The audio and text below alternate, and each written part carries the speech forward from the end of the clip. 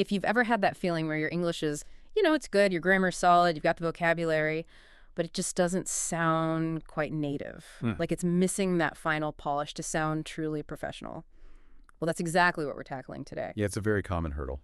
Welcome back to the deep dive. Today, we are cracking the word code. We're going from basic vocabulary all the way to authentic expression. And our mission, really, is to master 5 key phrases. Yeah. We're not just going to tell you what they mean. No, we're going to show you how they work so you can actually, start using them in your next meeting. Maybe even tomorrow. Okay, so let's unpack this. For advanced learners, for business professionals, the biggest block is often what the research calls the logic of phrases. It's this idea that 1 + 1 doesn't equal 2. Right. You can know the words, let the cat out of the bag, but the meaning has nothing to do with a literal cat or a bag. Precisely. And that's why the sources focus on this method called the visual bridge. It's like a 3-step mental shortcut. A shortcut. I like that. What are the steps? So step 1 is deconstruct. You just break down the individual words. Okay. Step 2 is visualize. You create that literal, sometimes kind of absurd picture in your head. And the third step? That's the crucial one. Reconstruct. This is where you find the logical shift that connects that literal image to its real figurative meaning. So it's that shift, that bridge, that's the key. It's not about just memorizing a definition. Exactly. It's about understanding the pattern. Once you see how a physical barrier becomes, say, a shield for information, you don't forget it. You own it. And we're going to use that logic to unlock these 5 professional phrases. Yep, let's do it. Okay, let's jump straight into our first one. This is a great phrase for describing a state of mind. Idiom number 1.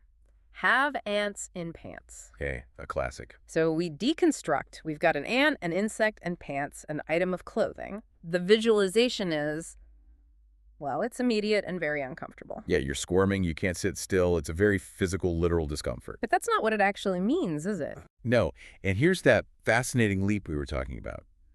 The real definition is to be unable to sit still because of nervousness, excitement, or anxiety. You're restless. So the logic shifts from... It moves entirely from a physical discomfort, a literal itch, to a psychological state of anxiety or even excitement. So it's not always negative. I could say a manager has ants in their pants before a huge product launch, not because they're scared, but because they're just so excited to show everyone. That's the nuance, exactly. It's a kind of high-energy restlessness. The source example nails it. The children had ants in their pants because they were going to Disneyland the next day.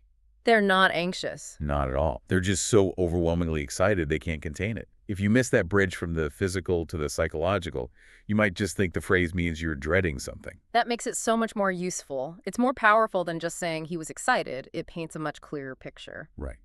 Okay, moving on to our second phrase. This one is absolutely essential in any kind of corporate or political setting. Behind closed doors. A very common one. The elements are simple, right? Behind, closed, door. The image is a physical barrier. You can't see or hear what's happening. It implies privacy, maybe exclusivity. And the definition is done in private, secretly. So if we look at the logic bridge, It's from a physical space to something else. it's a move from a spatial barrier, literally closing a door, to the concept of information confidentiality. The door isn't just blocking people, it's protecting the information. It almost sounds a little sneaky. If I hear that the deal was made behind closed doors, should I be suspicious? That's a great question about its usage. It can imply a lack of transparency. The source example, the politicians reached an agreement behind closed doors, definitely has that kind of feel. Right. But the phrase itself is neutral. It just means in private. A board might meet behind closed doors to discuss sensitive layoffs. That's confidential, not necessarily sinister. Or a team could meet behind closed doors to plan a surprise party for a coworker. Exactly. So the core function is just restricting access to information. The reason for that restriction is all about the context. Understanding that is key for advanced use. Okay, that clarifies a lot. Let's talk about our third idiom. This is probably one of the most common ways to talk about performance and accountability. Deliver the goods. Absolutely. It's everywhere in business. So if we visualize it, you see a delivery person handing over a package, physical goods. But in an office or a modern company, the goods are rarely a physical box. Right. The definition is to do what is expected or promised, to achieve the desired results. Yeah. And that's the abstraction. We go from physical goods, something you can touch, to expected results, which are abstract outcomes. So meeting a sales target or launching a project on time. Exactly.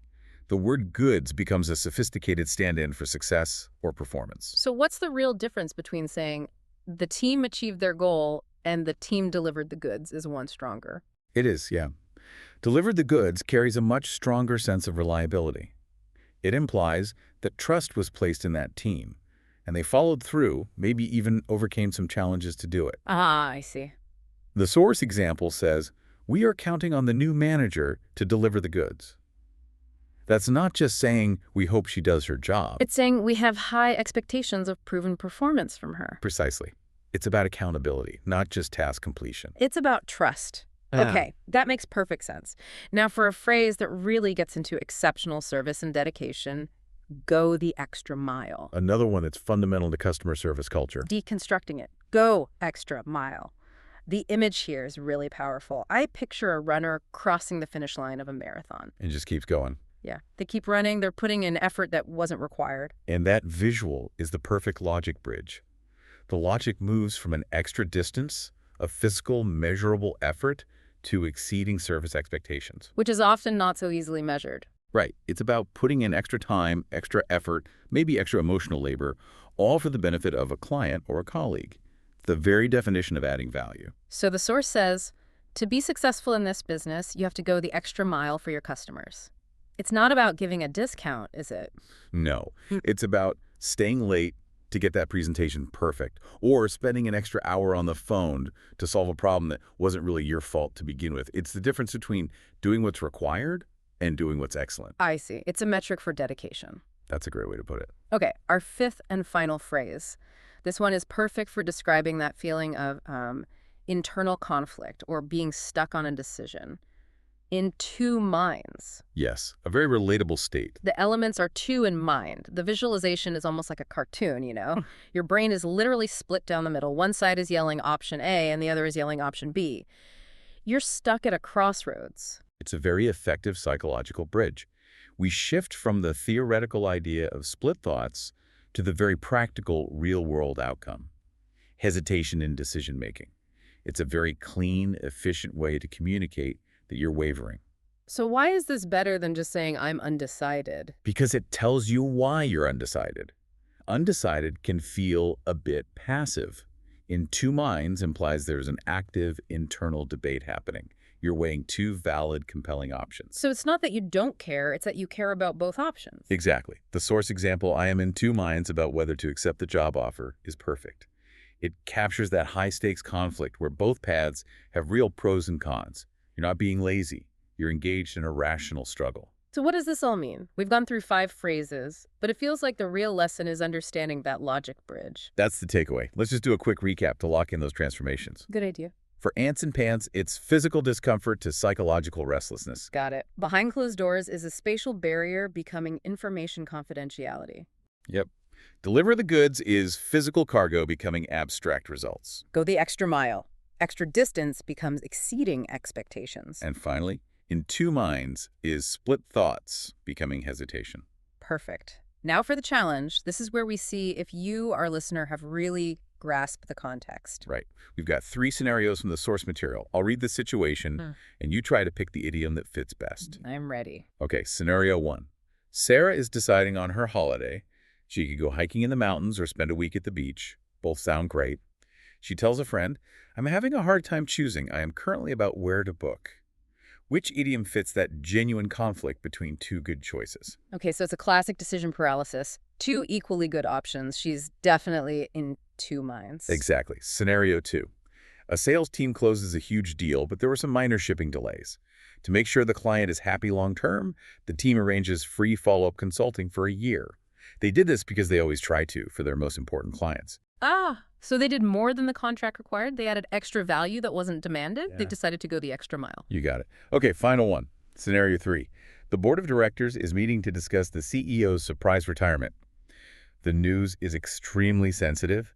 The details of the plan must be kept confidential. They must ensure the negotiation is handled to prevent any leaks. This is all about secrecy and restricting access to information.